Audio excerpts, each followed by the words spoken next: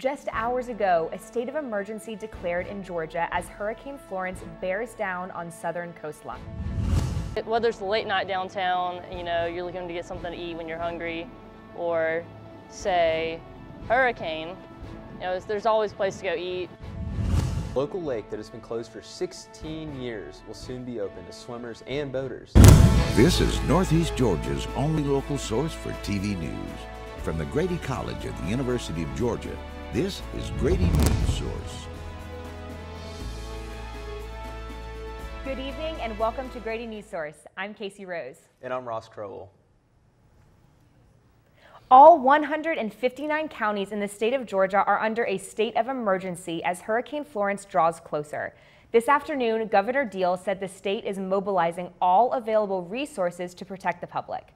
Grady News Source weather reporter Cheyenne Brown is tracking Florence's path. Cheyenne?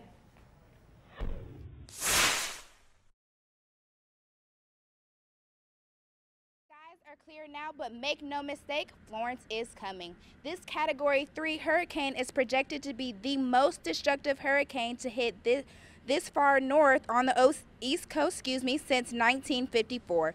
Forecasters say that Florence has the potential to strengthen. Winds are currently at 120 miles per hour, but are projected to be almost 160 miles per hour as Florence makes landfall. Now, what does this mean for Athens? In Athens, we can expect strong winds and heavy rainfall this weekend, continuing on to the beginning of next week. I'll have more on an update of Florence's track later on in the show. I'm Cheyenne Brown. Back to you guys in the studio. Thanks, Cheyenne. Georgia is expecting lots of evacuees from the Carolinas. Grady News Source reporter Janie Bowman traveled to Fort Yargo State Park and the Athens Humane Society to figure out where people can find shelter for them and their pets. Hurricane Florence evacuees can find shelter just outside of Athens. Fort Yargo State Park is one of the many state parks accepting evacuees and their pets. Julia Autry, the park manager, is expecting evacuees to begin arriving as the hurricane heads closer to land. So we do expect to see an influx of evacuees over the next couple of days. Explore Georgia, which promotes tourism, tweeted Tuesday that sites are still available for people in need. The park system offered this opportunity last year during Hurricane Irma. We don't want to turn anybody away. But people aren't the only ones in need of shelter. Jed Kaler, the shelter director at Athens Area Humane Society, was bound for South Carolina to transport animals from shelters to safety in Georgia.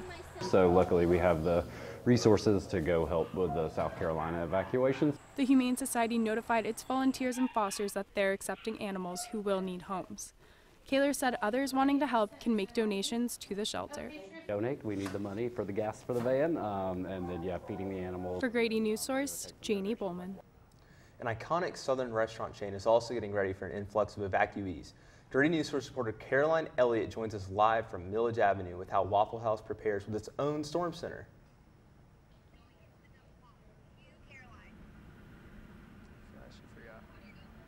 Is one business that's almost always open in rain, sleet, snow, hail, and even a hurricane in some instances. I know the Waffle House behind me was open during Hurricane Irma last year, and now corporate hasn't made a final decision, but I called one store today and they said, if you come in, they'll serve you. Whether it's late night downtown, you're looking to get something to eat when you're hungry, or say hurricane. Shannon Howard is an ROTC student at UGA who knows how valuable the franchise restaurant can be during a state of emergency. Have some place to go eat some hot food, 4 in the morning in the middle of a hurricane. In fact, FEMA officials started informally using what they call a Waffle House index meter. If a Waffle House is closed or has a limited menu, that's an indicator of the storm's severity. It's one way FEMA can plan for disaster recovery. The Waffle House Storm Center says they are watching Hurricane Florence closely from their corporate office, but it's not clear whether or not they've made the decision to close locations in the storm's path. By the looks of their tweets this afternoon, they're staying optimistic. I feel like that's just kind of a staple of what Waffle House usually is about. So of course this is subject to change, but please stay with us as we bring you the latest details throughout the week. For now, I'm from downtown Athens. I'm Caroline Elliott for Grady News Source. Thank you, Caroline. A local lake that's been closed for 16 years is set to reopen next month. Grady News Source reporter Michaela Chester is live to tell us why Lake Herrick has been closed for so long. Thanks, Casey, and I'm here at Lake Herrick construction site that was closed in 2002 due to algae blooms and waste runoff from upstream. But after a long 16 years, the timing was finally right to fund the restoration process. As you can see behind me, they're building a new pavilion and grass terraces for possible classroom uses. Over 16 years ago, Lake Herrick at the University of Georgia was a place for quiet and solitude, a way to engage nature, and a lively and popular student hangout for outdoor recreation. Kevin Kershey, the Director of Sustainability at UGA, wants to restore Lake Herrick to its former glory.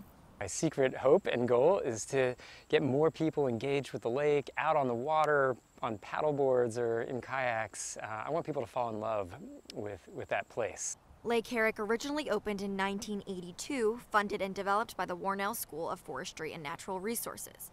The lake is named after the forestry dean, Alan M. Herrick.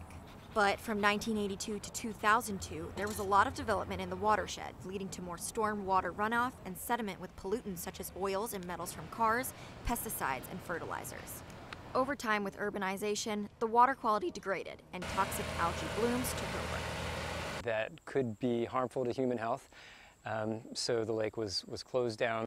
Phase 1 was to renovate and clean the pond upstream that serves as a filter to the lake. And Phase 2 was to redevelop the pavilion and landscapes surrounding it and extend the trails. Kershey even went to the lake as an undergrad to enjoy picnics, swimming, and boating. I do have fond memories, and I'm excited about the new memories that will be created.